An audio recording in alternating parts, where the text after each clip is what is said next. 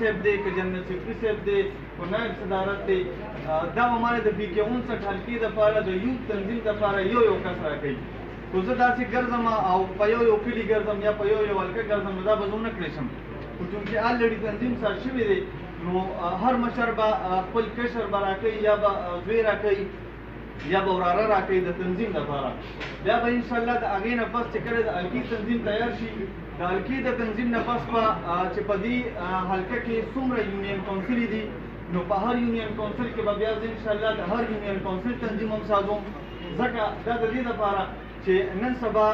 که جلسه ده که جلوس دی که احتجاج دی نو تاسو مشران یې ډنډې مونږ ته پرېږدی چغې نارې مونږ ته پرېږدی او مخکې تګ مونږ ته پرېږدی او ستاسو بوډاګانې مونږ به راپسې چغې به مونږ به درې ډنډې هم اوچتو او مونږ به درې اواز هم اوچتو زه امید لرم چې زما د تجویز به د مشرانو خوښ شوي وي او بل تجویز دا پیش کوم چې د دې نه پس چې هر یو میټینګ کېږي د PK 59 نو ما بچي له ما کشر لرې خامخا پکې دعوت راکوي او ځان سره د یو نوجوان خامخا راولي څنګه چې نن ما ته سپین ږیرې ناستې که په یو سایډ ته ځوانان ناستې نو بدې به نه ښکاري ځکه چې دا ستاسو سرمایه ده او دویمه خبره دا کومه دي چې ما پرون مشر خان سره هم ملاقات کړی دی اسلام آباد کې او ما هغوی نه هم د اجازت اخیستې دي چې انشاءالله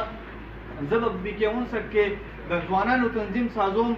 او انشاءالله بیا به د هغې دپاره زه میټینګ راغواړم په خپل ځای کې به راغواړم تاسو مشران هم پکې شرکت کوئ او امید لرم انشاءالله ما ته مشر خان هم اجازت راکړې دی چې زه به مشر خان هم هغې میټینګ له راغواړم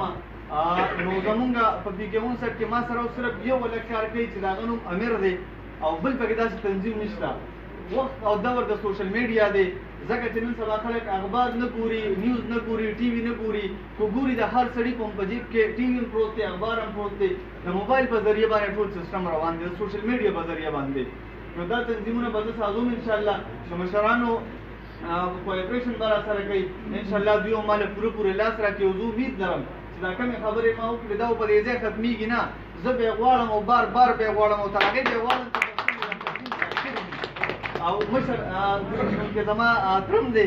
او ډېر ګران مشر مې هم دی د دې حلقې چیرمین هم دی نو زه هغه ته ریکویسټ کوم د مشر په وسادت باندې چې بل کم میټینګ هم راغواړې نو لومبې خو به پکې زه هم داسې ودرېږم او تپوس به کوم چې ګرانه مشره کوم ځوان دې ځان سره راوستی دی او ما دې راکړی دی او د دې پارټۍ دپاره چې کوم دی د جهد دپاره ما دې راکړی دی او ما سره به څنګ په څنګ ځي زه ستاسو ډېره شکریا ادا کوم ډېره مهرباني او چې زما دا وړې خبرې په دومره توجه سره تاسو واورېدې ستاسو یو جهان مننه